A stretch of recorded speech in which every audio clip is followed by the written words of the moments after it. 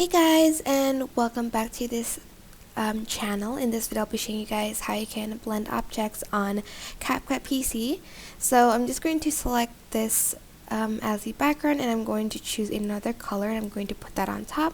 I'm going to kind of actually I'll just adjust it later, and I'm going to add another one on top. So on the second object, actually I'll just start with the third object. Go to mask and select the star one, and then I'm just going to add it on the yellow one, and I'm going to use this feather button to blend it out with the other kind of object.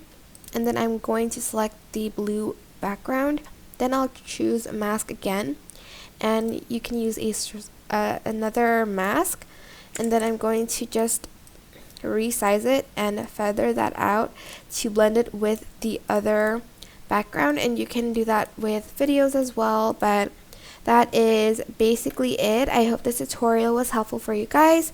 Don't forget to like, comment, share, and also subscribe to this channel if you haven't done that already. If you have any questions, just leave it in the comment section down below, and I'll try my best to answer them all for you guys. Thank you so much for watching. Bye.